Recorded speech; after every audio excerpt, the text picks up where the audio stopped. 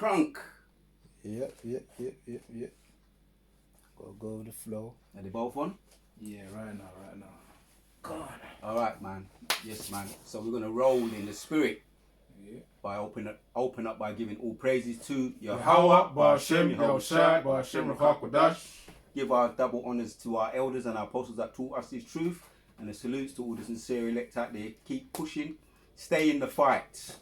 You can see light at the end of the tunnel, Lord willing. Keep up the prayers, and whatever you do, just keep doing it, right? And become perfect at it, Lord willing. That's the idea. That's the mastery. So for the mastery. Can't. Yeah. So in the time of Jacob's trouble, apostates, sellouts, and agents. The topic for today's lesson is tearing down strongholds with the power and spirit of the Lord, and that's what the Most High has given us something. Whether you're aware of it or you're not aware of it, the Most High has given us a certain amount of leverage with, and it's only comes with this truth. So bring out the scripture. What you got, Baba Gushar? Yeah, this is 2 Corinthians 10 and verse 4. It says, "For the weapons of our warfare are not carnal, but mighty through the Most High." All these other Goyim nations, nations, heathen nations, they need. What do they say? They need something to hide behind, man. Right? And at the time of the KKK, this has just come to me in the spirit. The time of the KKK in the 50s, the 40s, and going back to the 18th century when they were pursuing Jake, they all was masked up. They had to hide. They had a mask, and a lot of them were your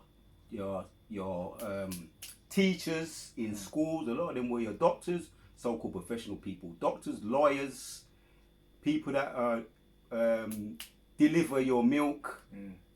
These were those people that were the KKK lynching Jake, and they always had something to hide behind. But this truth, getting to the point. As a matter of fact, read that one again. Read 4 and then read 5. Yeah, this is 2 Corinthians 10 and verse 4. It says, "The weapons of our warfare are not carnal, but mighty through the Most High to the pulling down of strongholds." Yeah, because they've tried in so many ways, directly and indirectly, to stop this truth. Right? And who are we? We ain't got no military. We ain't got no what they call it, stealth bombers and all that. Yeah, armies. What they got, drones now. They got AI now in their arsenal. Yeah. And they're still scared. They're still shivering.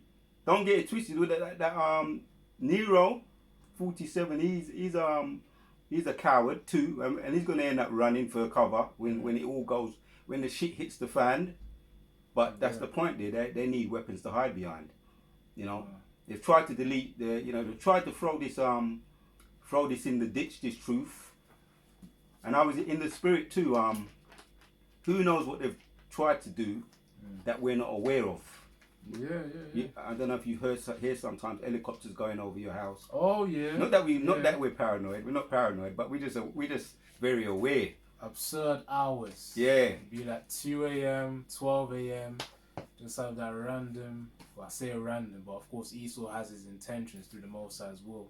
He programs him to do this stuff as well. Where he just, the helicopter comes through, he just hovers there, whatever it's trying to do. Esau's got some bad intentions, as the scripture says in Ecclesiastes 12 and verse 10, never trust thine enemy. There's always something behind the scenes, man, that Esau's got. But of course, it's all being revealed. You've got the files that have been exposed as well. That's just one aspect of things. All the things, especially, of course, again, another example is also the spraying of the skies. That's been revealed as well. Yeah. Esau, whatever he's intended to do, it's all going to be revealed at the end of the day, man. Yeah. Directly and indirectly, they're throwing the kitchen sink. Yeah. But the more spiritual you are, the more you're probably aware of it. And as you say, it will be revealed. Some of us have we've we've walked through the valley of the shadow of death. We've actually did that. And look, we're gonna find out. I think you said it in one of our videos that if we could see the spirit world, man, and even one of our brothers said it as well in our camp. One of the elders, captain, he said it. If we could see the spirit world, we go through, we just in our daily navigation. Yeah. the gritting of the teeth. I want to get my hands on him, and the spirit of the angel is just there protecting you. Yeah. And I've got one testimony I'm going to bring it up, but finish reading this and I'm going to bring out that. It's only a little quick testimony, but it just reminds me of a couple of things. What? Yeah. This is 2 Corinthians 10 and verse 4. It says, "For the weapons of our warfare are not carnal, but mighty through..." Hold on a minute. We could just skip over that, but look up the word mighty. Yeah. Look up the word mighty, because you hear about mighty men. Oh, that's a mighty man. He's tall. That's what you might think, though. If you imagine something. Yeah. He's tall. He's got big muscles, and today what we got today? Ronnie Coleman or something. Okay, Ronnie. He's a mighty man. He would be a mighty man. A carnal mighty man. Anthony Joshua would be a carnal mighty man today. In the image. But look up the word, and then we're going to come back to these carnal examples that I'm just thinking off the top of my head. Just going to the word. So this is the root word. Strong's G 1415. Dunatas. It says here in the outline of biblical usage, able.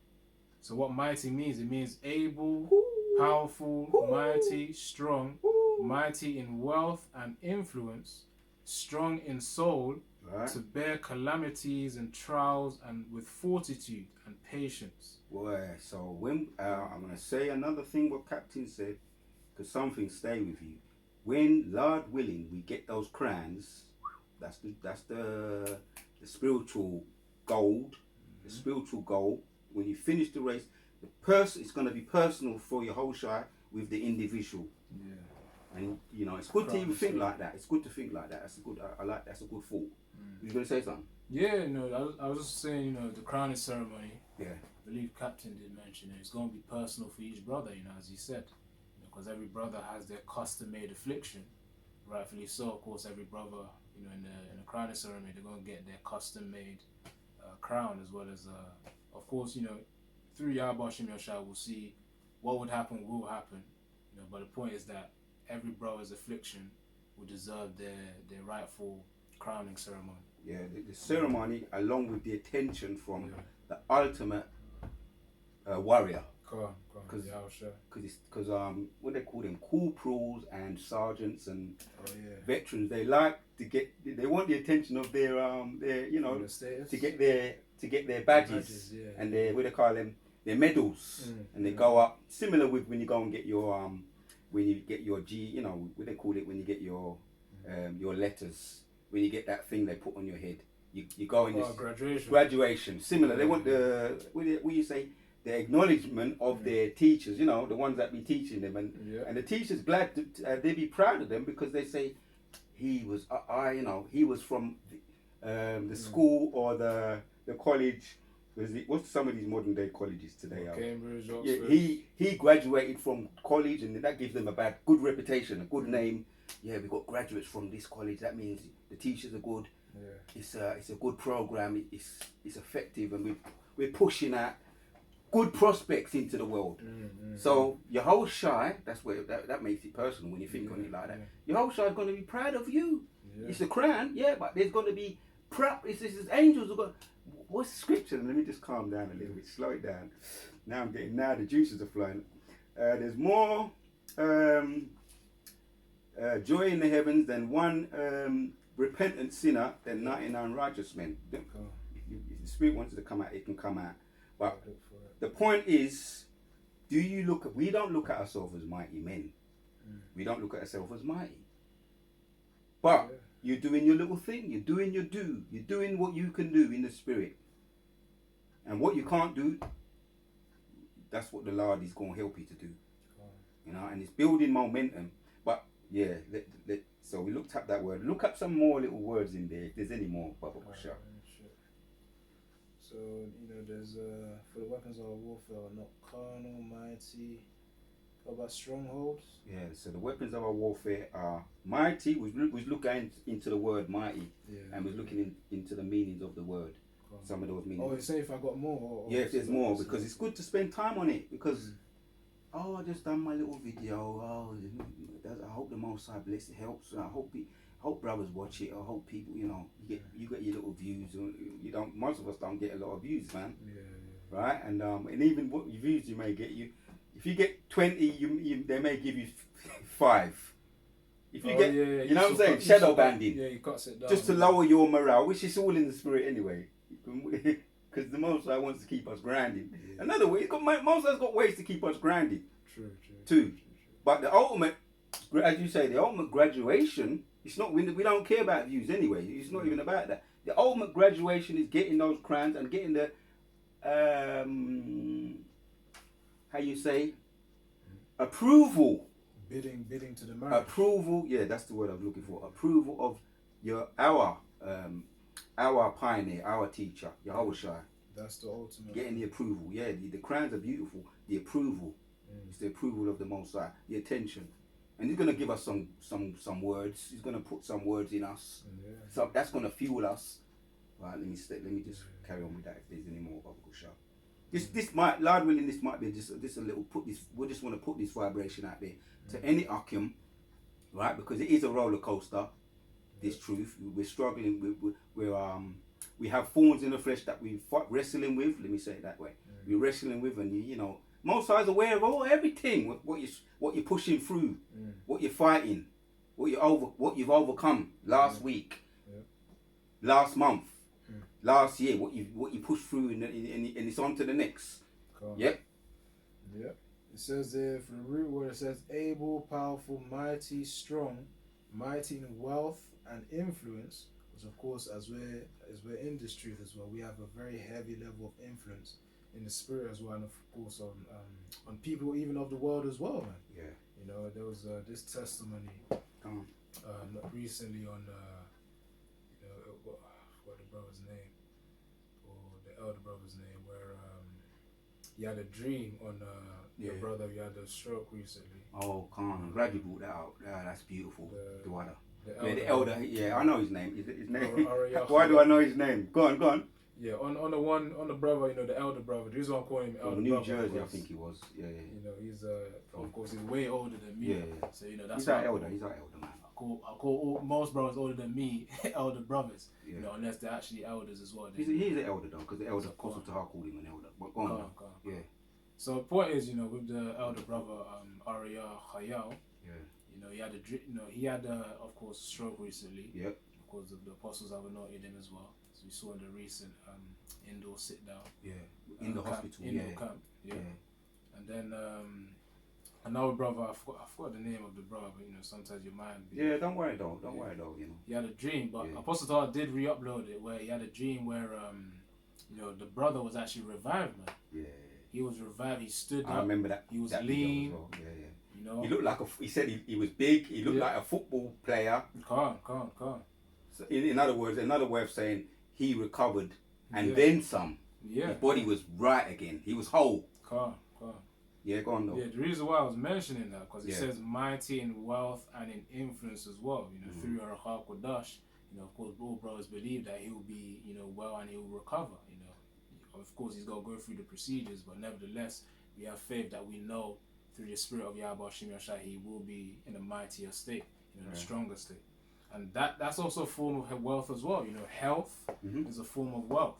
Yep. So that's the point right there. It says strong in soul to bear calamities and trials, which that brother was an example of a major trial that he had to go through. Yep. Imagine that is not an easy thing, of which one can go through, because you can't it's pretty much like you have a hindrance of the brain, which Oh yeah. I know someone who had a stroke. Yeah. And as you say, it's like when you have a stroke, it's a thorn in the flesh. It's a thorn in the flesh. We don't have to go and, but the point is that he overcame.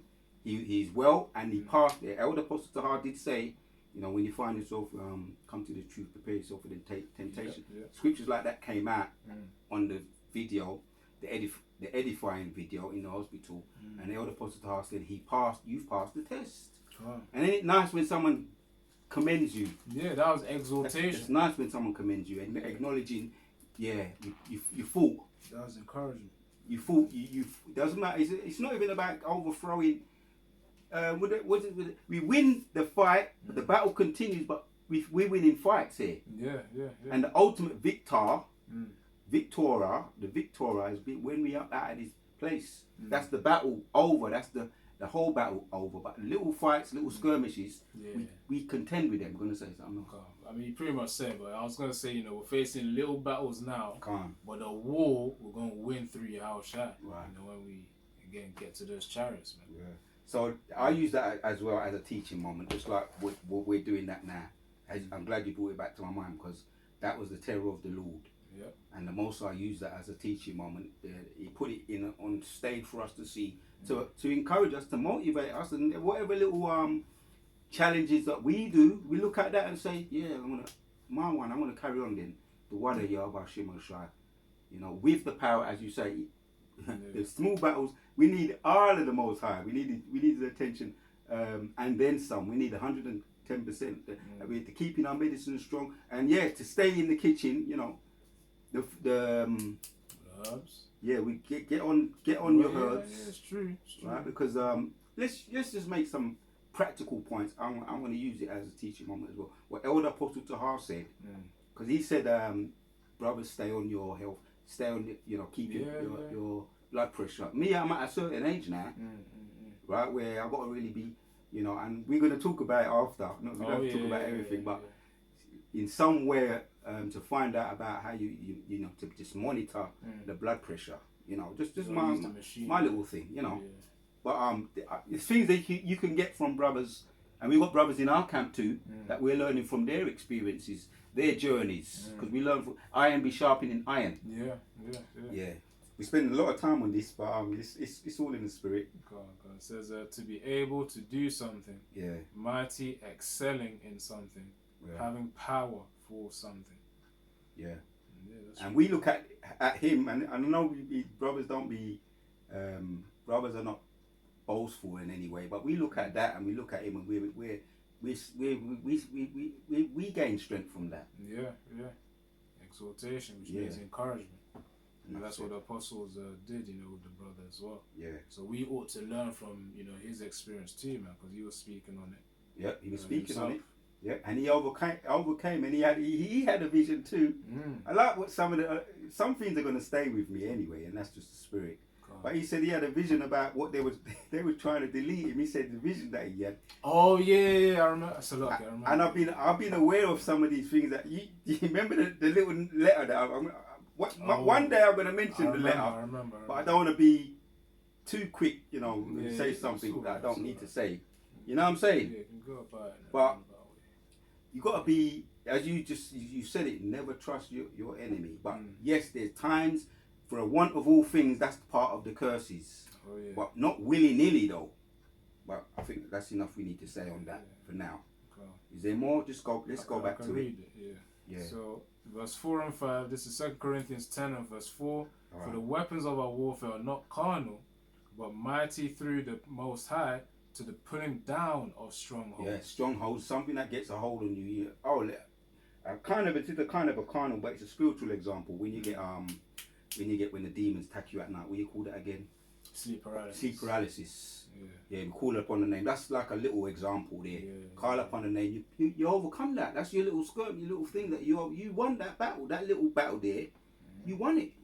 Isn't because you took up the shield, as David said. You took up the shield, the sword, and the helmet, and the full suit of armor, and that was your thing. Yeah. And when we get up there, Lord willing, that's the ultimate goal. Yahushua gonna be whispering in our ear, and we're gonna say, really? We're gonna say, oh, you saw that? You saw that? Yeah. Oh man, I'm getting chills just thinking about it. So read 5 now, Baba Kasha. Now it says 2 Corinthians 10 and verse 5. Casting down imagination and every high thing that exalteth itself against. Man, I'm just thinking of one little thing that was annoying, man. It was annoying. I'm going to say it though. That Susan Wojcinski, this YouTube CEO, was messing around. Brothers know them by now. Cause I know brothers was getting the same treatment. Messing around. We was doing our little thing. We was happy to do our little thing. And they was messing around with us, man. But what did Most High do? Deletion. The chick, the juice, isn't it? Come on. I think her and her either son. And her son had C, and he was battling with it for 2 years, and then he eventually succumbed to it. Yeah. If I remember correctly, and then eventually, so he can take out your family to give you a warning, and if you still don't heed the warning, then you can get you. Because if you're trying to hinder this work, this truth, I'm going to read it now. As a matter of fact, now you read it, Baba Kushar, in the NLT 5 again.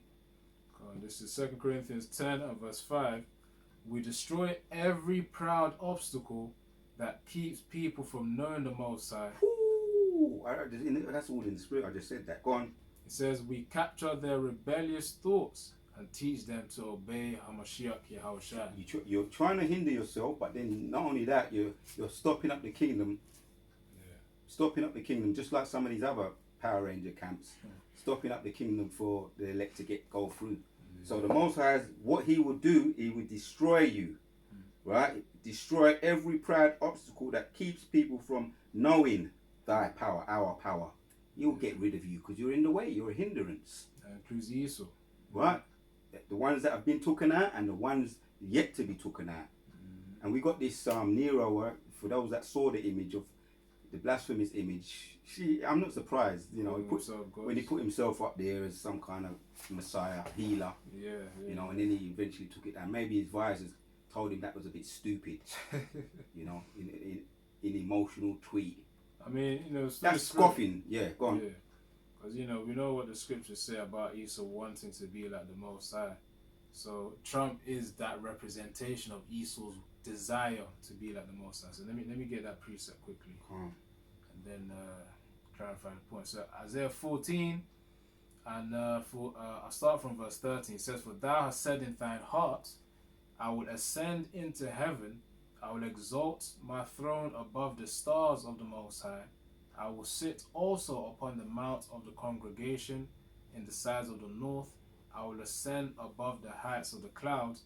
I will be like the Most High." So of course that's his intention, whatever way that he can achieve that, which will be through his technocracy, you know, obviously rulership via his technology, of course, which is going to be the pinnacle of that is going to be the beast system, you know, the AI infrastructure, you know, the Internet of Things, of course, all links to that implant, you know, that MOTB, you know, Mark of the Beast, you know, all of that would then help him to at least feel the illusion of being like the Most High. Yeah. But again, this is what the Yahweh Shem Yahshua is going to do unto Esau. It says in verse 15, Isaiah 14 and 15, "Yet thou shalt be brought down to hell, to the sides of the pit." And of course, hell is really a mind state, man. You know, of course, you know, when you actually get into it, it refers to the grave as well. But of course, it's a mind state. You know, that's why Israelites, they're in hell, you know, because of all the suffering and the curses that they had to go through, that they are going through. Of course, Esau, Edom, as the tables are turning, they're the ones who are going to be under hell in our kingdom. So in our kingdom, it's going to be our heaven, and of course, it's going to be Esau's hell, as well as the heathens for the other heathen nations for a certain period of time. And that's pretty much it. Alright, so let's go to, I think we're going to just hit that one as well, just to back up what you just read. Micah, or it might be 5 or Malachi. Yeah, we want Malachi. Let's see.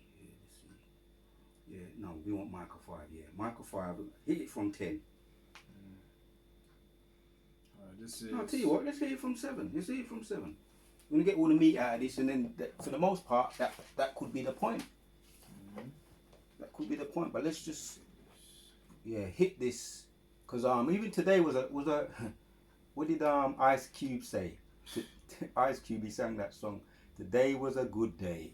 You know what I mean? Because he didn't get peeled, as they say, you know, in America. Today was a good day in the spirit of the Lord, and we're in slavery. Someone just come up to me while I was doing my little thing, you know, moving around in the supermarket, and just said, here, with an Irish accent. So I believe it was a Jake, and was handing me a little voucher.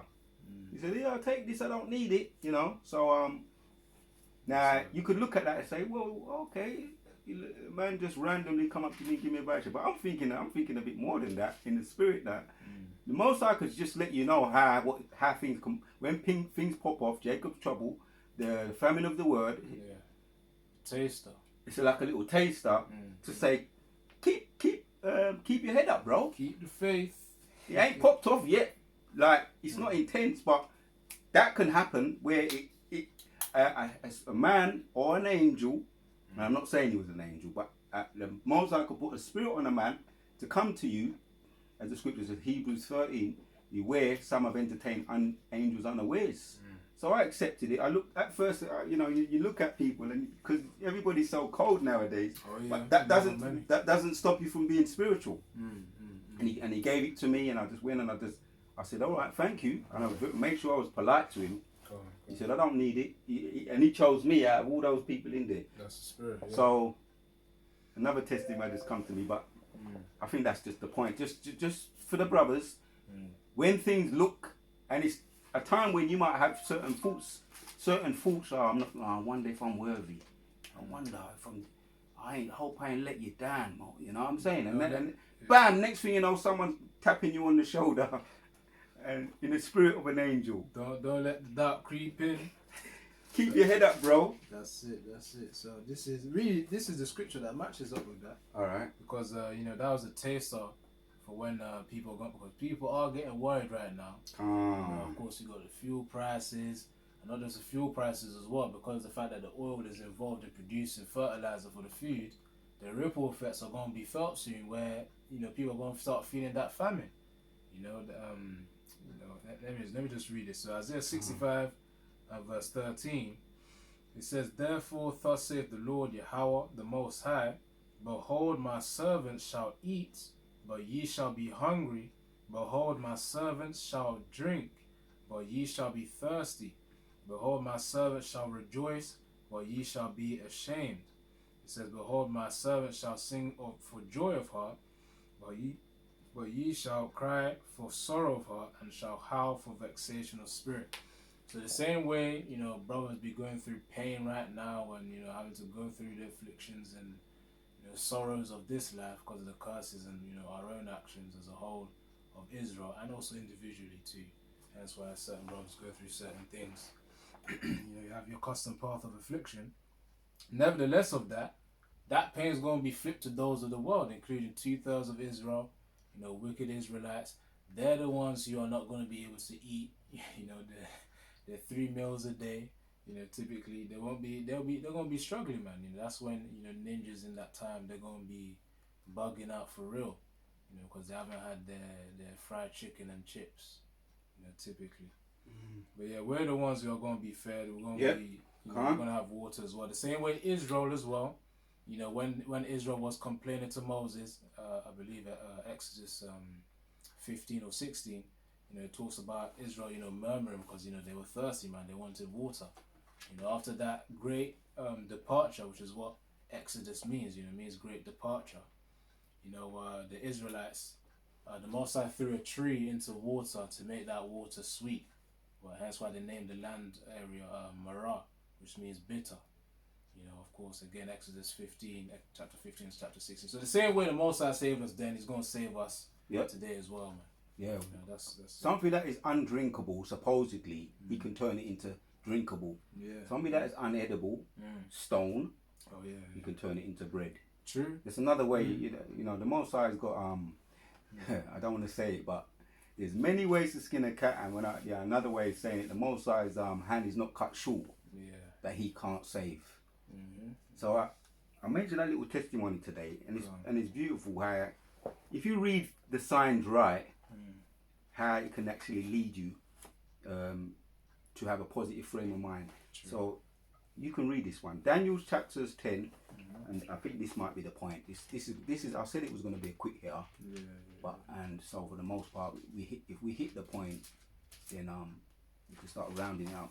Daniel chapters 10, and we start with 8. Daniel 10 and verse 8. Hold on. This is Daniel chapter 10 and verse 8. It says, "Therefore I was left alone and saw this great vision, and there remained no strength in me, for my comeliness was turned in me." If they can't hear, read a little bit louder. For those that may be in the little kids in the background there, sitting there. In the spirit, I'm just saying that. Read a bit louder for them too, Ark. This is Daniel Daniel not, 10 of not kids, because that's another word for goat. yeah. Little goats. Children, young children. Which young children?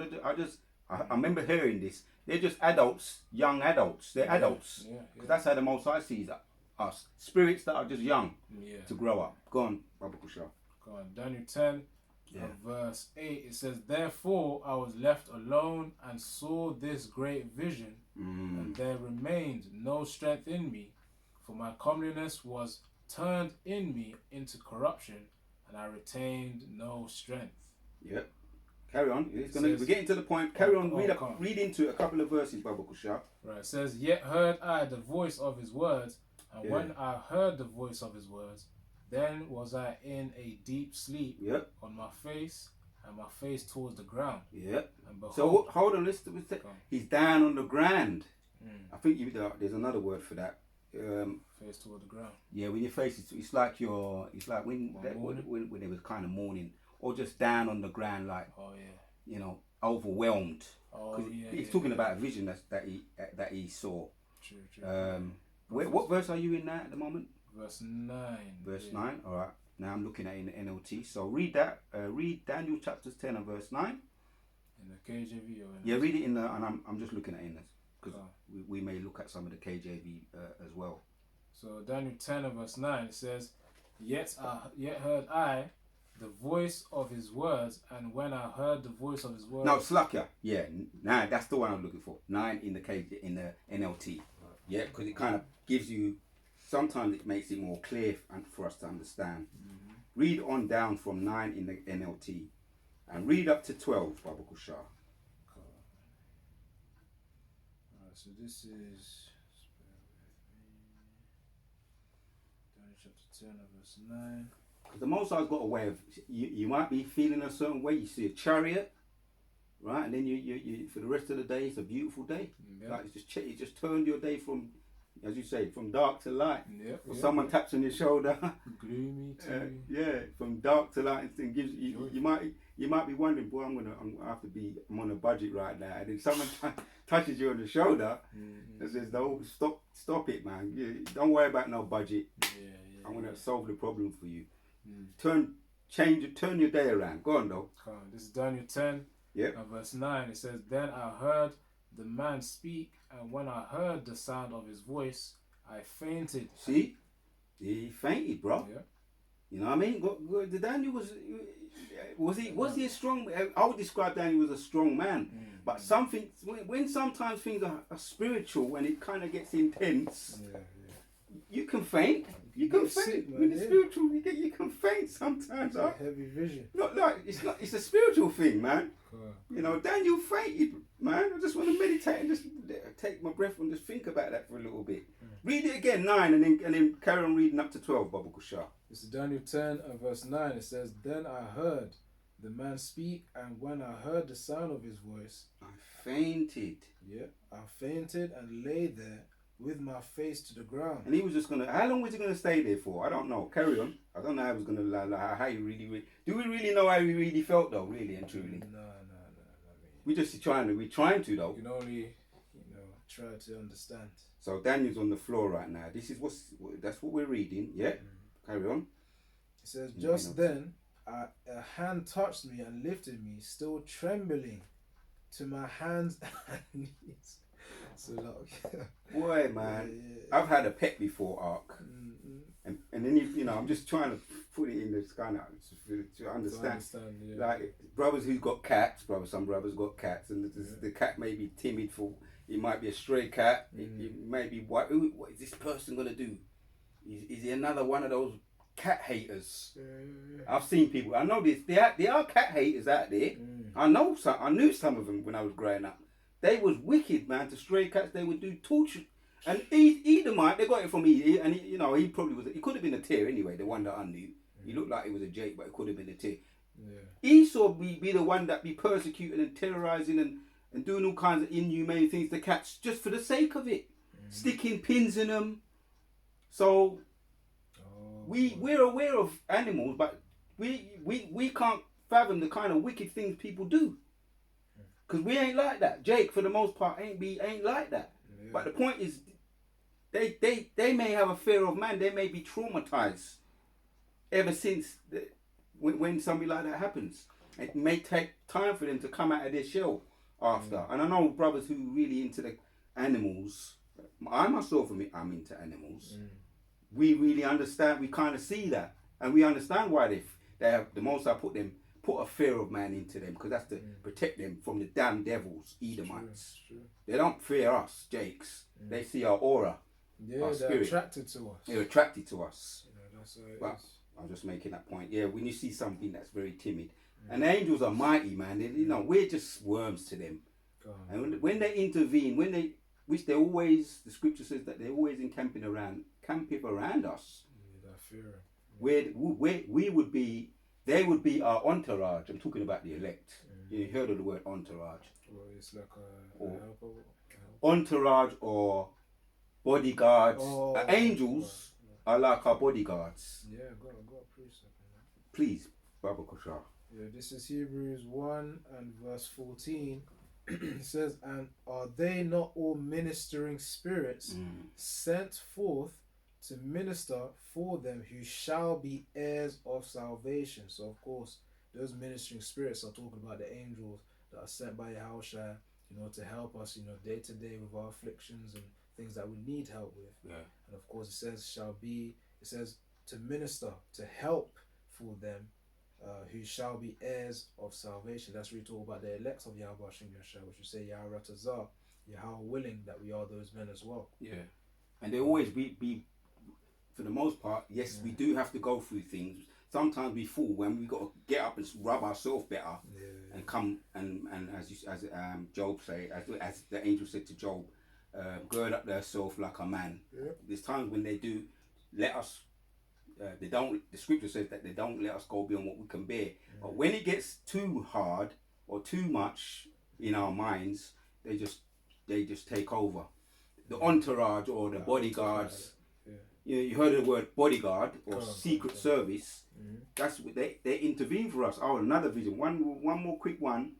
This was that today was real. This was a vision that was in a way of reminding me. I remember that I had someone circling.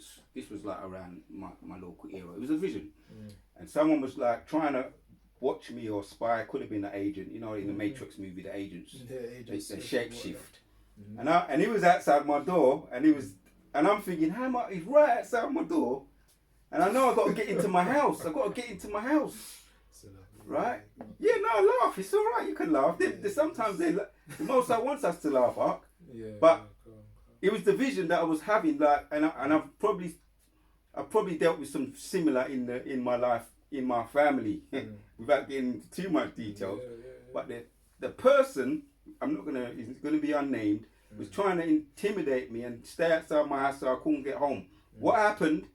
The angel came to me, right? And I remember it very clear, especially now as I'm speaking now. The angel came to me and said, "What are you doing?" And the guy we went over to the guy outside my front door. The angel was about 10 foot tall, Ark. Oh boy. And the guy couldn't do shit. And he had to move out of the way and let me go in my yard, bro. Cool. So, we're talking about entourages and the angels intervene when it gets too intense for us. I couldn't. That person was intimidating me, and maybe he was bigger than me in the vision. I needed some assistance. You gonna say that? Yeah, that can be considered like a monitoring spirit, man. Them spirits that always try to watch you, trying to know where you're at. Yeah. Typically for brothers, it could either be their women or, parents for some of us younger brothers. Yeah. They always want to know what's going on. Or brothers or sisters. Yeah, literally that as well. They always want to know what's going on, what's up with you. But, they ain't got to know nothing, man. Yeah. Are you getting too big for, because what do they call it in family? They call it, hold on, the word's going to come to me. What did Michael Jackson had? He had family. They call the word sibling rivalry. Okay. I'll tell you what. I'm just curious. We're on the point, but I haven't used. I want to wake chat up just for this one. Baba Shah. Sibling rivalry. Let's just ask the question here. Don't forget where you at, yeah? Yeah, I got it. Alright. Let me ask the question to chat. Hi, chat.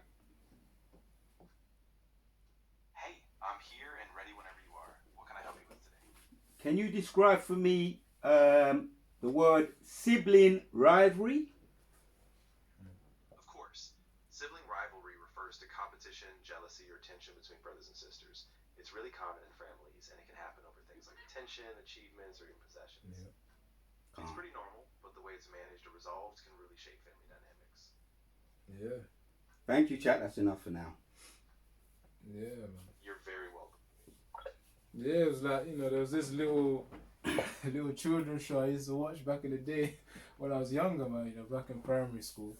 And it was called Horrid Henry over here in the UK. I don't know if they got it, you know, then in America, but you had Perfect Peter, you know, they always use alliteration, Perfect Peter, and you got Horrid Henry. Perfect Peter was the golden child, and you got Horrid Henry, that was like the black sheep, man, but you know, he had his own, he was rebellious in his nature as well. But of course, his parents, they didn't really favour him as much as they favoured Perfect Peter, man. But that represents how the household is, you know, typically in Jake, man. You know, you got us being the black sheep. Mm-hmm. Well, that's the. I know what you're saying. Yeah. But in spiritually, we would be the chosen sheep. But that's true, the term they true, use. True. I remember someone said something about that. I said, yeah, that's true. You got a point. That's the term that Esau used. Anything that bad is black. But I know you are. I know. Carry on though. Make the point. Come. And they know too. Yeah. Yeah, so it's just that representation, you know, Yeah. that show that I was talking about. It represents how, you know, you got certain ones of which the parent has favoritism towards. Yeah. And of course, you got another one who's just, you know, disbanded and just cheated like complete, utter shit, man. So he becomes jealous. Yeah, exactly. You know, if you ain't got the spirit of Yahweh Shimmy or Shai, that's when, you know, that's child either cuts them off or goes to do something stupid. Yeah. And You know, so, even. yeah. No, I remember listening to Michael Jackson's upbringing, which he was just a singer and entertainer. But he when he was interviewed by Oprah Winfrey, like, you can even pull up that anybody, you know, just to get the point. He said his father used to beat him. He was the what you call it, the golden child, or him. His father used to beat him because he was the best the singer to discipline him. him, and he was extra hard on him. Okay. But because he was the, what they call it, the cash cow, they say there was some sibling rivalry. He said that. Yeah. And so he said when he got his own place, the Michael Jackson Never Neverland Ranch and stuff, he didn't want to be in contact with his father anymore. Yeah. Because of what he says, and trauma. even the trauma and the abuse. So so that could be termed as abuse. Yeah. So he felt as though his brothers may have had jealousy. So he kind of distanced himself from the abuse. You know, if that was true, then understandably you would. But also, you had Joseph too. Yeah. Which you could say that was trauma. It was all part of the Mosai's movie. Yeah. When they supposedly deleted him, but they didn't delete him in the end. But they said they got goat's blood and dipped his coat because Jacob loved Yosef. Joseph was his favorite, and because he was he had visions and dreams. And he gave him the coat of many colours, and the brothers were jealous because of it. So they said let's do away with him. But anyway, they didn't do away with him. They ended up saying that they sold him to slavery, and they devised the plan to say that we found his coat with blood, and it was them that got rid of him. They sold him to the Ishmaelites. But that, once again, that was all part of the movie. But he grew up as an Egyptian, but then he come to realise that it was all part of the movie. He forgave them in the end, but that goes back to sibling rivalry, how his brothers felt about him, that's in Yashua as a people, and that can come through just to the mere fact that he was beloved by his father Jacob. So that's sibling rivalry. Now you read it again, and then let's get back on point. Sibling rivalry could be very traumatic, man. You just read it, because I don't know if they heard it. The cool sibling rivalry. Just read it. It says sibling rivalry. Yep. Refers to competition. Because I've come out of that in my family. Let's just be honest. Yeah. You're dealing with, we got in some kind of shape or form. It's good that we understand these type of things, bro. You know. Yeah. Because once again, when we get crowns, because is it really worth it? But no, we're gonna know it's worth it when Yehoshua puts crowns on our heads. Yeah. And he puts that, he whispers in your ear things that you probably forgot. He didn't forget. Past lifetimes. Past lifetimes. Can't forget about that. It gets deeper, but anyway, after this we're gonna hit a couple of scriptures. We don't want to get. It's getting a bit heavy. It's getting a bit heavy. But says, yeah, go on. Sibling rivalry refers to competition, jealousy, tension between brothers and sisters. It's really common in families, and it can happen over things like attention, achievements, even possessions. It's pretty normal, but the way it's managed or resolved can really shape family dynamics. Yeah, because even Michael Jackson said sometimes, I remember he said this, sometimes fathers don't know the extent and the damage that they can cause of the abuse. He was traumatized. He was never the same again, you know. Yeah. It made him do all kinds of things, even when you get into the psyche of it. Yeah. But it made him be an overachiever. What did happen to Yahusha? He was an overachiever in the spirit. He was favored as well. He was favored. You know, the Most High, as you say, catapulted him. Yeah. Because of what he, as you say, on the whole, we are Yahusha. Yeah. Us as a people, generally, you could say we're Yahusha in this kingdom here. Yeah. And our enemies are the other nations, the jealous brothers, the Goyim nations, the who's jealous over us. And he's trying to keep us down, but the Most High, he ain't allowing that. He's gonna catapult us into spiritual stardom, which would be getting into the chariot and ultimately getting them new bodies. Cool. Yeah, I know you're holding some. Yeah, just on a point on Joseph as well. So I'll just read this, because he also understood that it was the Most High's will who made him to suffer through that, so that he could be the one to be able to provide for his family during the time of famine. I'm going to just read this. So it says, hold on, this is Genesis 45, which is when he revealed himself to his brothers. This was years after, when he got exalted. He was the second in command of the whole of Egypt. It says, Genesis 45 and verse 6, it says, "For these 2 years hath the famine been in the land, and yet there are 5 years." Because remember, in the Egyptians, Pharaoh's dream, 7 years of famine. Yeah. 7 years of harvest first, before the 7 years of famine. So again, this is 2 years into the famine, 5 years left. It says, "In the which there shall neither be earing or harvest, nor harvest.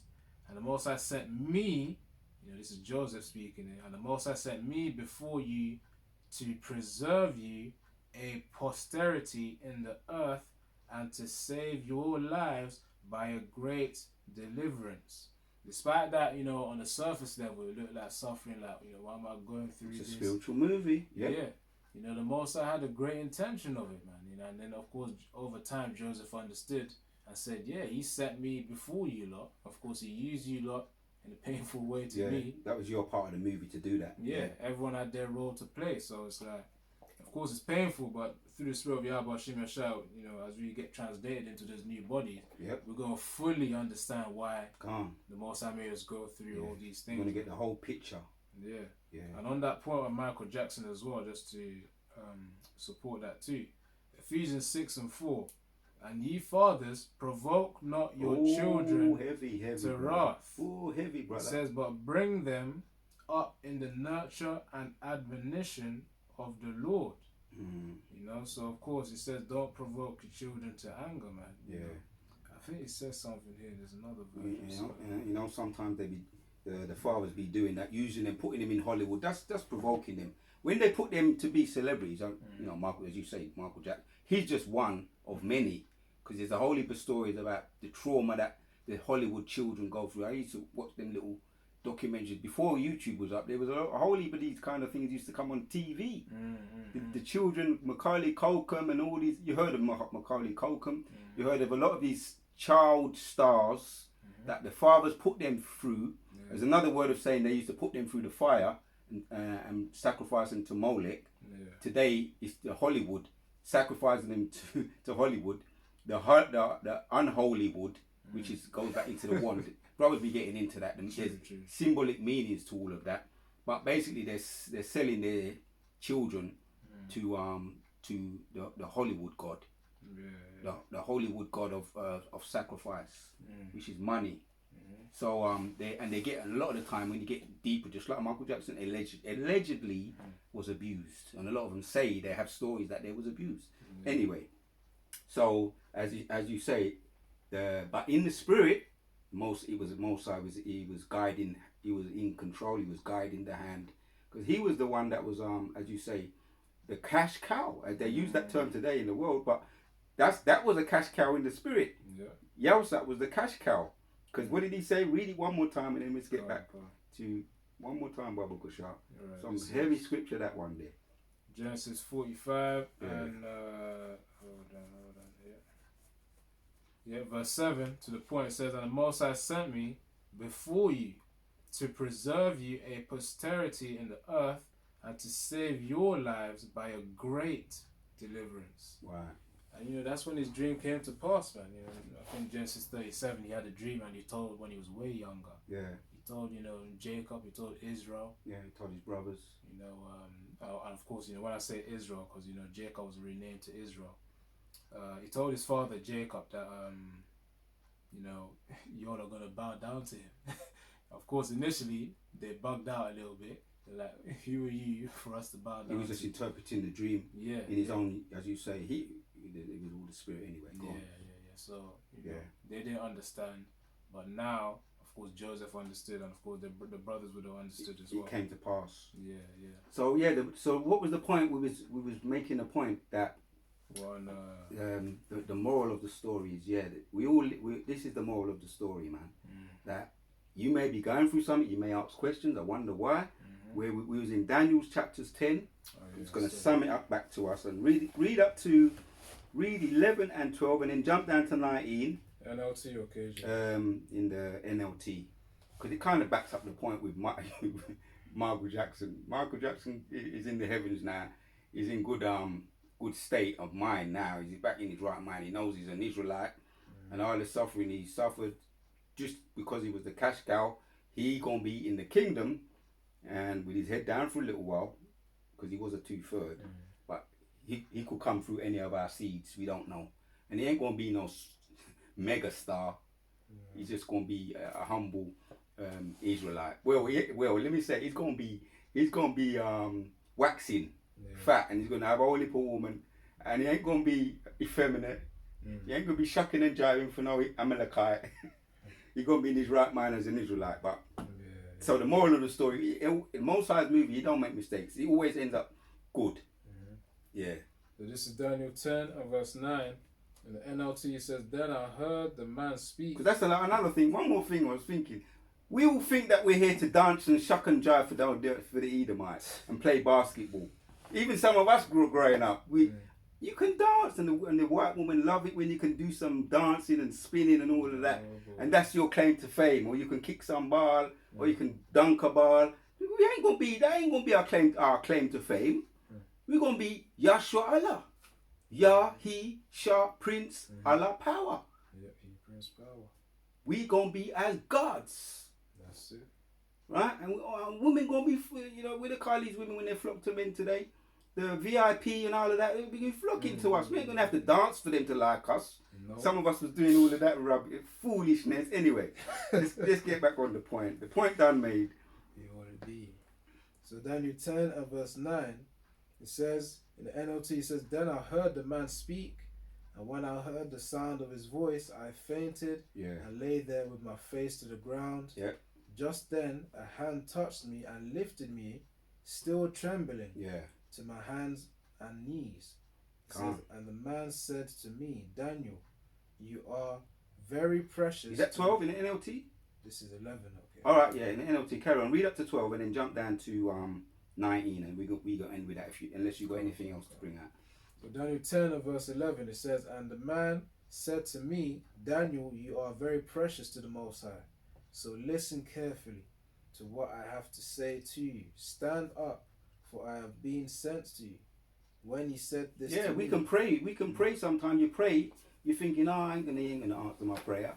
You prayed in the night, you get up in the day, you go throughout your day, you're not feeling you're not firing on all cylinders like you might usually are.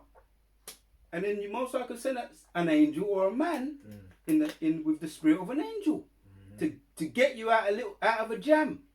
And I'm pretty sure that you think about it, you probably had them kind of things too in your own on your journey. We've had them on our journeys. Yeah. So that was the Most High sent that. It's his movie. Yeah. This is Daniel 10 and verse 12 now. Yeah, 12. Go on. Yep, it says Daniel 10 and 12. Oh no, actually, so I didn't finish 11. Alright, so Daniel 10 and 11 says, and the man said to me, Daniel, you are very precious to the Most High. Yep. So listen carefully. See, we could spend time on that, but time's moving on. We can do it to another time. Because really, these are things we don't want to brush over these types of things here. But you get the idea. Yeah. I don't feel like I'm precious, man.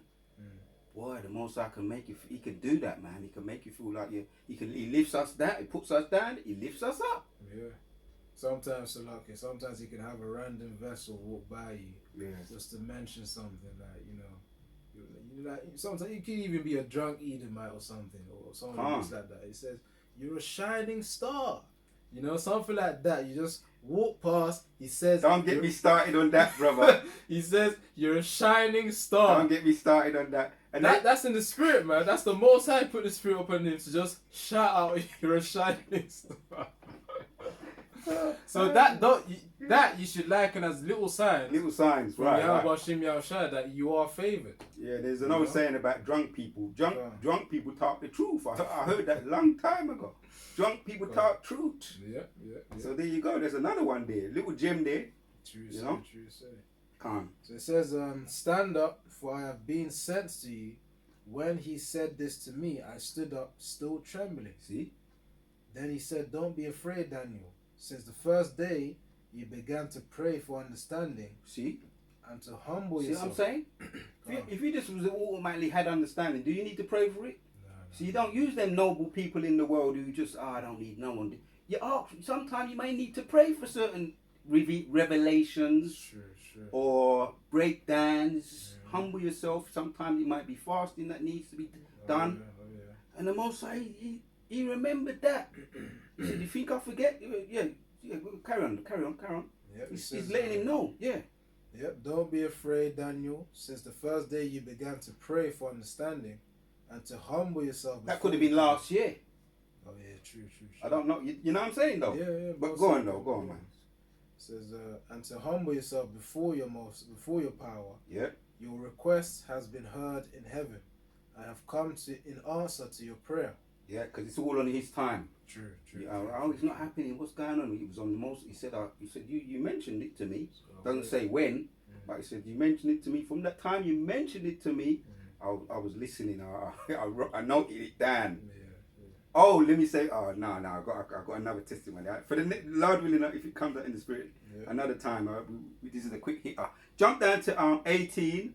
And read that one and 19 in the NL2, and then that could be the final scriptures, unless you've got anything else you want to bring out. This is Daniel 10 and verse 18. Then the one who looked like a man touched me again, and I felt my strength returning. Hold on a minute, bro. Sometimes you go to the gym, you still don't feel strong, bro. You take some, what they call it, creatine. You sometimes take herbs and you still don't feel strong. It's the Most High who makes the herbs and the resources. I've heard stories, sometimes the herbs, you don't feel better straight away. You might not feel better. As you just said there. See, sometimes that's what is necessary. You know what I mean? Yeah, and then the last one, 19. Go on, Daniel 10 and 19. It says, don't be afraid, he said, for you are very precious. So again, and he said it in, was it 9 and 10, he said it, and he repeated it to him. Because maybe it went in that ear and came out the other one. To emphasize, What is the elder apostle Gababi saying? Repetition for emphasis. Sometimes a person will be you might tell him that, and he still don't believe it, bro. Trauma, many reasons why. True. Trauma, this kingdom, and your boss, your boss keep belittling you. Your teacher belittling you. You ain't gonna be shit. You ain't gonna matter shit. That you heard that more. You heard that more times than you heard that you were desirable. So the Most High has to put a balance back, bro. Anyway, man, that's just the point there. Says, don't be afraid, he said, for you are precious to the Most High. Peace, be encouraged, be strong. As he spoke these words to me, I suddenly felt stronger and said to him, please speak to me, my Lord, for you have strengthened me. I'm speechless, bro. It's self-explanatory. Enough said for me. I just wanted to put that vibration out there. This truth is tearing down strongholds, and it's the truth, not us. The word of the Lord, the Spirit, the Ruach HaKodesh, not us. So we give the glory and the power to the Most High. You close out, Bible If you got anything else you want to add to that? Yeah, no, not really. That's the point, really. It's through the Spirit of Yahweh Shimi Shai, that's how we're strengthened, and that's what we've got to keep in mind to the very end. That's really it. You want to close out? Yeah. So Yaratazar, you find it edifying and exhorting as well. Just going to close out by saying Kal Halayim Lai, Yahweh, Ba'ashem, Yahushai, Ba'ashem, Ruach HaKodesh. Once more, double honors to the great of the apostles and the elder bishops of Great Millstone, Shalom, and Yahweh Shem Yahushai, Barakatah.